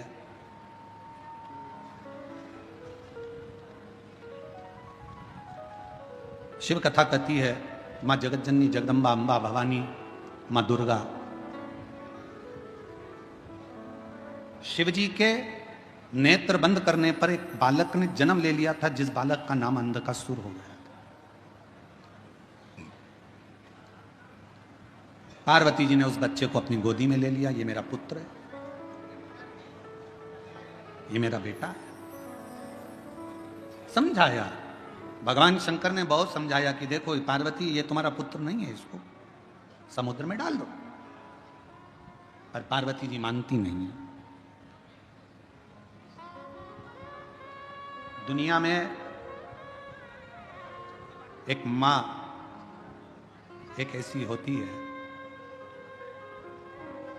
जिसका बेटा पेट में रहता है तो भी लात मारता है, गोदी में रहता है तो भी लात मारता है, उसके बाद भी मां अपनी पूरी जिंदगी उस बेटे की भलाई के लिए निकाल देती है।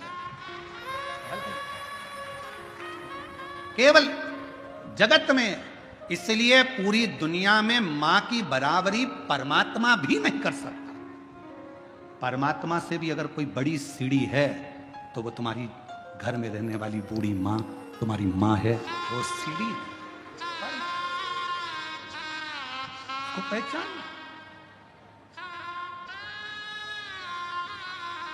फिर निवेदन करूंगा, लोगों को हमारी बात का थोड़ा बुरा ज्यादा लगता है तो हमारी बात का बुरा लगे उससे पहले ही आपसे कह देता हूं कि मेरी बात का बुरा लगे तो क्षमा करना, पर कहूंगा जरूर। खाया बिना रह जाऊं पर बोले बिना नहीं रह सकता, इसलिए कहूंगा जरूर।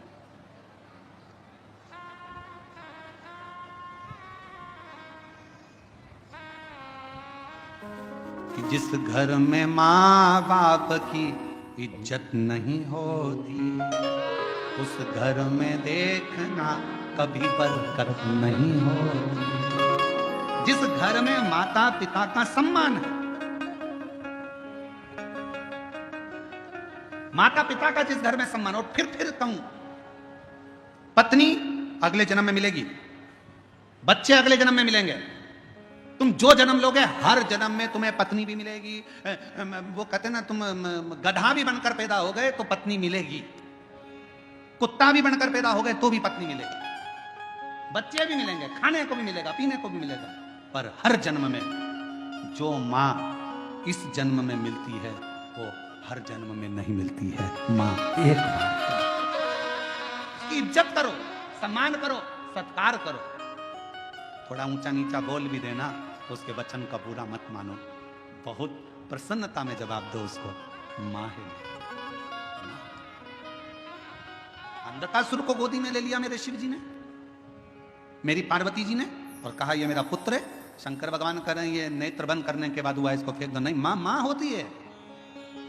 बेटा कैसा भी हो तो भी माँ कभी अपने बच्चे को, हाँ कभी कभी नाराज होती है ना तो गुस्से में बद्दुआ दे देती है, अपशब्द कह देती है, ताना दे देती है, आड़ा टेढ़ा बोल देती है, सब चलेगा। पर माँ से बड़ी कोई दौलत नहीं।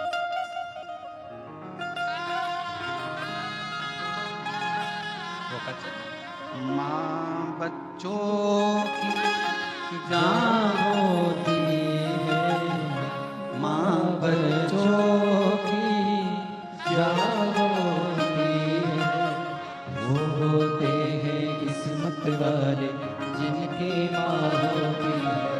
कितनी शीतल है, कितनी है, प्यारी प्यारी ओ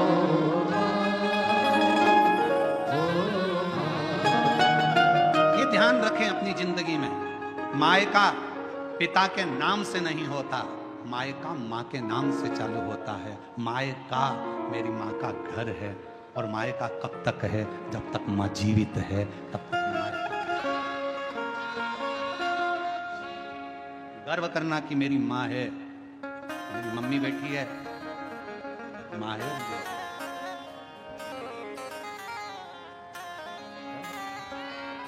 अंधकासुर को बड़ा समुद्र में डाल दिया, समुद्र में हिरण्याक्ष ने पाल पोस के बड़ा कर लिया। हिरण्याक्ष ने अंधकासुर से कह दिया तेरी कोई बाप नहीं, तेरी कोई माँ नहीं, तू पानी में बहकर आया था, मैंने तेरा पालन पोषण करा, मैंने तेरा पालन पोषण करा। हिरण्याक्ष मर गया, वराह भगवान ने उसके प्राणों को हर लिया। अंधकासुर ने ब्रह्मा जी का तप करा, वर मांगा, मैं मरूं ना, हो नहीं सकता, मरना तो पड़ेगा, तो वर दो, जिस दिन मैं अपनी मां को गलत दृष्टि से देखूं उस दिन मेरे प्राण छूटे।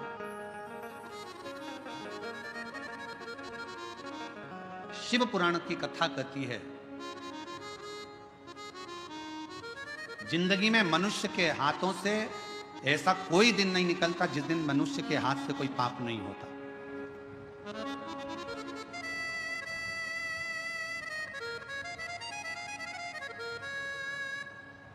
ऋषभ देव जी महाराज का चरित्र श्रीमद् भागवत कथा में आता है, तो ऋषभ देव जी महाराज के चरित्र में 4 स्थान पर पाप होने का क्रम बताया। पहला, झाड़ू लगाते समय छोटे छोटे जीव मर जाते हैं, पाप माथे चढ़ जाता है, ऋषभ देव जी महाराज का चरित्र श्रीमद् भागवत में कहा। दूसरा, कपड़े धोते, नहाते, बर्तन धोते समय छोटे छोटे जीव मर जाते हैं, पाप माथे चढ़ जाता है। तीसरा, अग्नि जलाते समय, गैस जलाते समय, चूल्हा जलाते समय, लाइट जलाते समय छोटे छोटे जीव मर जाते हैं, जिसका पाप माथे चढ़ जाता है। चौथा, ऋषभ देव जी महाराज का चरित्र कहता है, जब पैदल चलकर जाते हैं तो पांव के नीचे छोटे छोटे जीव मर जाते हैं। श्रीमद् भागवत में ऋषभ देव जी महाराज का चरित्र कहता है कि 4 स्थान पर हर व्यक्ति से पाप होता है। हर व्यक्ति के मस्तक पर पाप की गठरिया बंधी होती है। पर वो पाप कहां समाप्त होता है? शिव महापुराण की कथा कहती है, जब हम किसी बेलपत्र के वृक्ष के नीचे से निकल कर चले जाते हैं तो हमारे मस्तक पर चढ़ा हुआ सारा पाप एक क्षण में समाप्त हो जाता है। एक क्षण में बेलपत्र के वृक्ष की छांव हमारे संपूर्ण जीवन के पापों को समाप्त कर देती है। इसीलिए रोज पाप होता है तो रोज बेलपत्र के वृक्ष के नीचे एक लोटा जल चढ़ाया करो, या बेलपत्र के वृक्ष के नीचे से निकल कर जाया करो। अपने मोहल्ले में, अपनी कॉलोनी में अगर कोई बेलपत्री का पेड़ हो तो तुम्हें जाना उधर से है तो पति से कहना इधर से ले चलो, उसकी छांव में से थोड़ा सा निकल कर चले जाएंगे तो हमारी जिंदगी के पाप करना समाप्त हो। अंधकासुर ने मांगा कि मां को गलत दृष्टि से, उसको मालूम नहीं था कि पार्वती मेरी माता है, और पार्वती मैया को ही गलत दृष्टि से देख लिया। शिव जी ने काल भैरव को प्रकट कर कर उस अंधकासुर को समाप्त। मां होती, किसी को भी गलत विचार से, गलत दृष्टि से, गलत भाव से कभी ना बोले। जगत में एक बात याद रखना, अपनी माता हो या किसी दूसरे की माता हो, किसी भी माता के लिए कभी गलत ना तो लिखना, ना पढ़ना, ना सुनना, क्योंकि जगत की प्रत्येक माँ अपने बच्चे को गर्भ में रखती है और वो गर्भस्थ रखने वाली माँ कोई साधारण नहीं है।